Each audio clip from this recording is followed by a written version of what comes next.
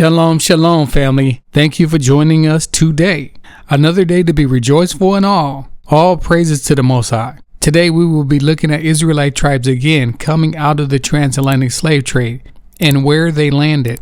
So the common denominator that we're finding is that these groups all have roots in Yasharel.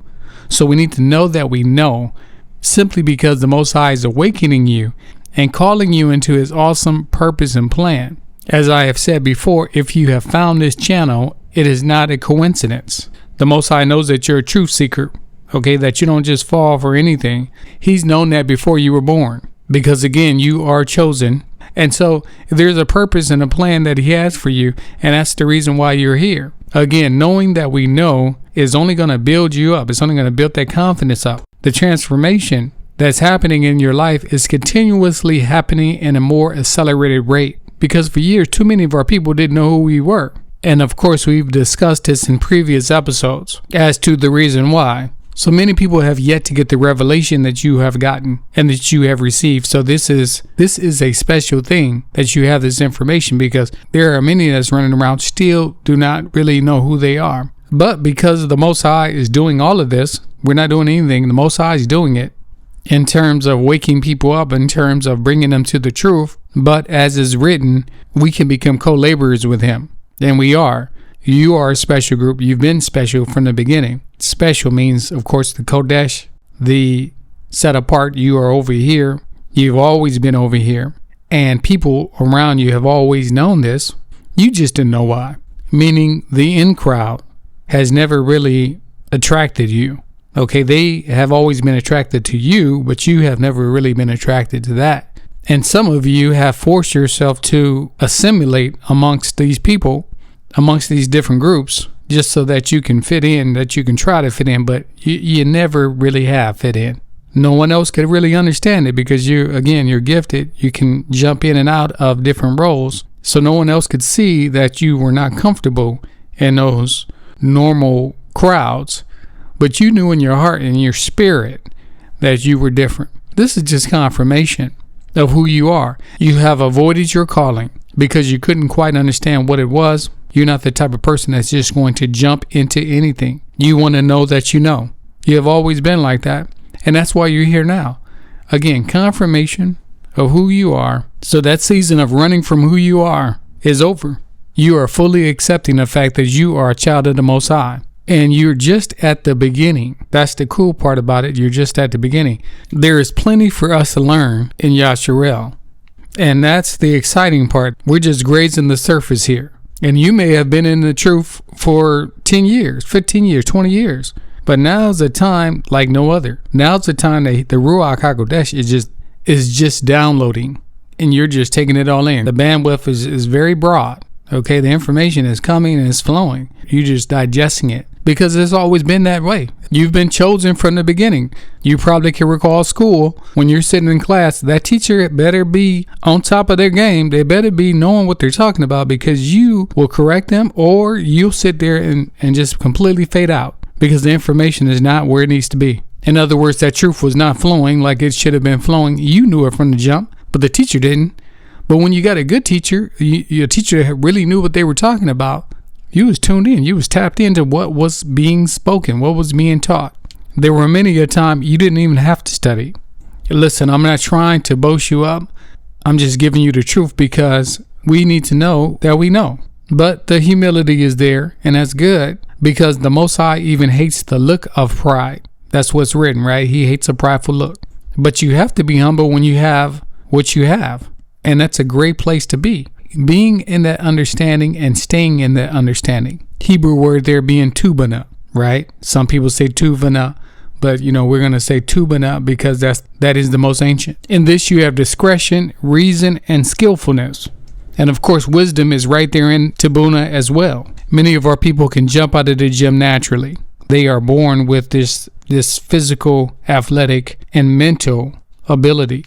Eventually, they understand that their skill level is higher than others when it comes to what they do. But the greatest of those are the ones that understand that they have to be humble in that. There's no difference with that and what you have. You have a supernatural ability that the Most High gave you via his Ruach HaKodesh to understand, move skillfully, to move with wisdom, and to move the way that he told you to move.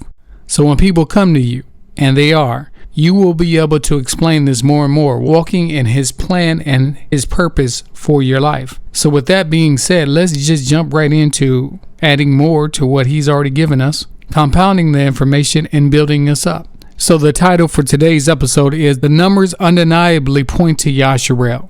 And what do I mean by that? When I first came into the truth, I was introduced to Igbo and also to the Shanti.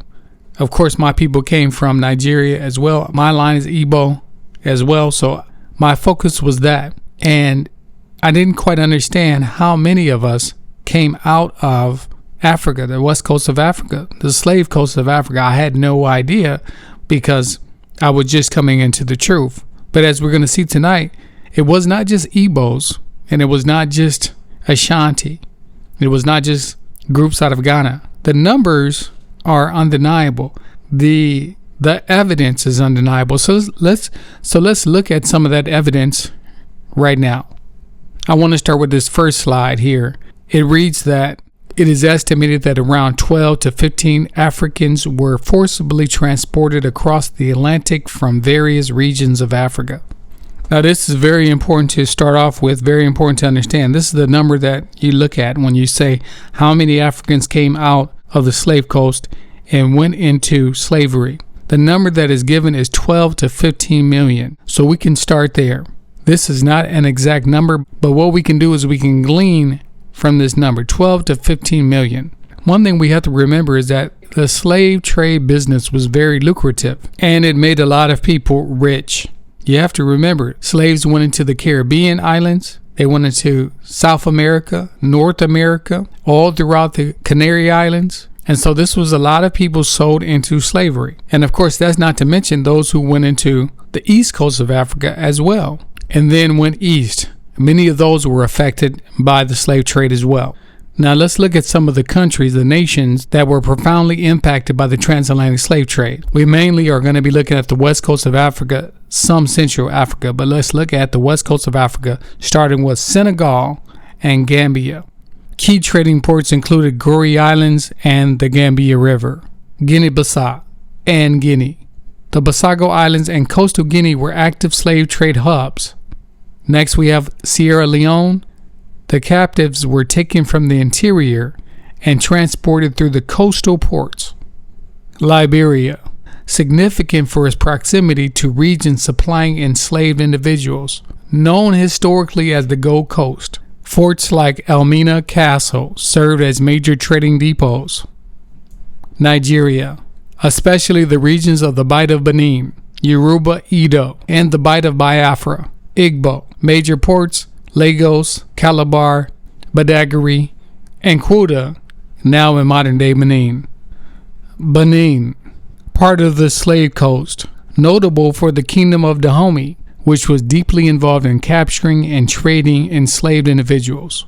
So in these nations, we find the slave trade being prominent, being very active in the slave trade. Many of these we have already tracked, Yasharel. We've tracked where there are Hebrews in Benin. We can see that. This is where Judah was. The name became known as Quetta, but really that is the kingdom of what? Judah. We find that on the ancient maps there in Benin. Nigeria, of course, we know the Yoruba. We find Hebrews there, but more so, they're in Igbo land. We know the Igbos have a very strong connection to the Israelites. There is profound evidence. We've looked at that before as well. Of course, with Ghana, we found the Ashanti tribe, Ghana as well. So already the major ports that came off of the slave coast or off of the west coast of Africa were highly populated with Yehuda, also Yasharel, in major numbers. But now we're going to look at some tribes that we haven't looked at just so we can look at these other places. What about Guinea, also Liberia? Are there Jews there as well? Now we have shown that Jews were targeted, Hebrews were targeted ever since Spain when you go back to the 1400s. Now we can go back further than that, but going into the 1400s, late 1400s, we find in Spain, and we've talked about this before, where the Spaniards and the Spanish Inquisition being all about Yasharel, we find them kicking out the Hebrews, kicking out the Jews, and then them going into Portugal.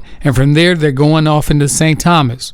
and going down into the west coast of Africa, into the slave trade. The slave trade started during this time in Spain, where they were put out of Spain and went into Portugal in slavery, then into St. Thomas in slavery. So we see Yasharel going into slavery and going into these countries that we just talked about. We looked at the Igbos a couple weeks ago, where we see those coming out of Portugal, coming out of Spain, going into Nigeria. We do see that. That's something that a lot of people don't talk about. They think about Gad. When you think Igbo, you think Gad. Well, no, there's other tribes that went down too. We talked about that. You can find all of these videos on the channel, right? Let's start with this article found on ProQuest. It was written by Richard Loban in regards to Jews in Camp Verde and the Guinea Coast. So we, again, starting with Guinea Coast, we haven't looked at them too much. Let's look at that region and look at what Richard Loban has wrote about. It reads here, Jews may have first arrived in Iberia as early as the time of the Phoenicians, with whom they had been allies in the 8th century BC, or at the 2nd century BC when the Romans occupied Iberia and caused one of the great dispersals of Jewish population. I want to pause there real quick. We know the Iberian Peninsula, also known as Hispania, this region would be Spain and Portugal. Moving on, it reads, still greater numbers of Jews arrived in Iberia with the Muslim North African Moors, who swept across the Straits of Gibraltar in 711 to drive out the Umpire Goths and to begin their 7 centuries of occupation of the westernmost part of Europe. Maghrebi Jews were key associates of the Moors in the sciences, commerce, and cartography. However, by the 11th century, the Reconquista movement was growing in Iberia in its mission to recover the lands from the Moors. At last, in 1143, an independent Portuguese monarchy was established, and in 1249, the territory of Portugal was restored to Christianity. A title shift in regional relations took place in the 15th century when Prince Henry of Portugal, serving as the Royal House of Avis, crossed the Ceuta to become the first to seize North African territory. The next decades until his death saw steady Portugal maritime expansion motivated by strategic interests to bypass the Moors and to acquire the fabled riches of sub-Saharan Africa in ivory, gold, and slaves. The navigational and cartographic teachings of Arabs and Jews were critical in this respect, as Europe began to awake from its dark ages. In this same century, one may also find the expansion of anti-Semitic sentiments, which were finally led to the Spanish and Portuguese Inquisitions and the expulsion or conversion of Arabs. So what are we finding here? We see Jews being in Spain, also in Portugal, but we find they're doing well. They're industrious, they are living well, and they're right there with the Moors. That's for a whole nother topic, but they're right there with the Moors. The Moors are controlling, but the Jews are doing well. But then we find in 1143 the Portuguese taking back and regaining their independence. Of course, Spain, along with Portugal, would later expel all Jews out. Either you were to convert or you were expelled out of Spain. Now, where did they go? We know they went into Portugal as slaves. We also know from there they went into, again, Africa. The Jews would go into the Guinea Coast by way of slavery. Of course, later would come the transatlantic slave trade. So we see those Jews moving into Guinea. So we find Jews in Guinea. We find Jews in Nigeria. Find them in Ghana. We find them in Benin. We find them in the Kingdom of Dahomey. These are the largest slave ports that we find, as we listed earlier.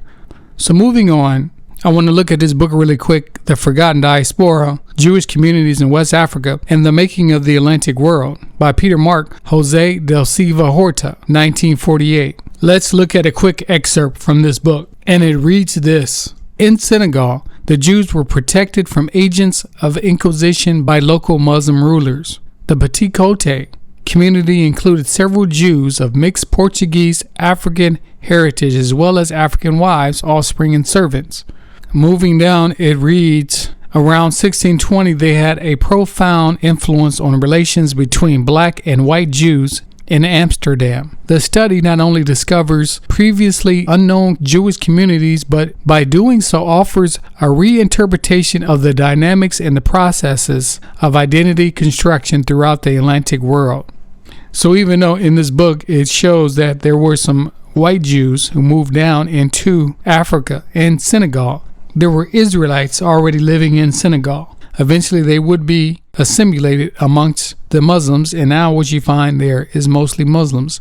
But in these times, there were Jews living in Senegal. And as we discussed in our 400 Years Are Over series, those Jews in Portugal and in Spain were described as being dark-skinned people, dark as Africans.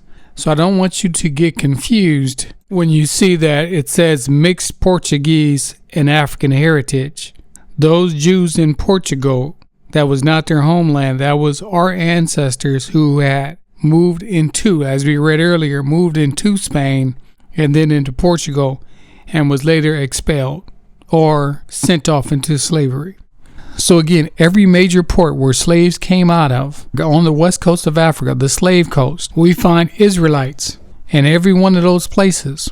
We see 10 to 15 million people being sold into slavery from areas and regions that are heavily concentrated with Israelites, with people from Yasharel. If we go back and we look at Congo and we look at Angola and we look at the Lango coast, we find 4 to 6 million of those taken into slavery. Let's just say it wasn't 6 million. Let's say it was 4. Let's say it was 5 million. Subtract that from 10 to 12 million. So now we have 7 million, 6 to 7 million. If you want to look at that estimate. Why do I mention the Luango? Because they trace their lineage back to Yasharel as well with the Luango Jews. You look at the Igbos, it's 1.5 to 2 million of those who went into slavery. So now there you have about 9 million, 8.5 to 9 million. Then if you look at the Ashanti tribe, again, 1.5 to 2 million of those went into slave trade. So now you're looking at about 11 to 12 million. Do I need to continue? We looked at Senegal. Now, there's not a lot of evidence that shows those slaves coming out of Senegal, those Jews coming out of Senegal going into slavery. We also see those in Guinea. We know for a fact that was one of the major ports that came out of Guinea. We find 800 to 1.2 million coming out of Guinea and the Sierra Leone. And as we read earlier, there were Jews that came down after they were exiled and also enslaved out of Portugal, Spain and Portugal. We read that earlier. So we see that most of the people that came out of those places still identify as being Jews to this day. So we can see that the numbers are profound, something to understand, something to think about. If you are asking the question, am I who the Most High says I am? Absolutely you are. He said in Deuteronomy, we talked about this already, but we know what happened in our covenant. These things are coming out very clearly about who we are. There has been some people that's talked about, what about those Hebrews that were already here? They're being called the Aborigine. There were Hebrews here as well. But I want to look at those who came out of Africa. We cannot deny the transatlantic slave trade. Those who deny that, they've probably never been to Africa before, never spoke with any Africans as it relates to this subject. Apparently, we know that it happened. We know that our ancestors were there in Africa. Many of us were brought over, and then were brought over as slaves. And so this is a fact, and we know that many of us, we know that the profound large majority of us are in fact Yasharel. If you got something out of this channel, don't forget to subscribe, like, share, comment in the comment section below. It helps to grow the channel. Thank you, and may the Most High bless you.